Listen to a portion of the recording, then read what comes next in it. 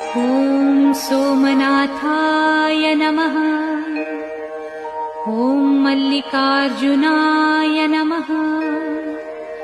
ॐ महाकालेश्वराय नमः।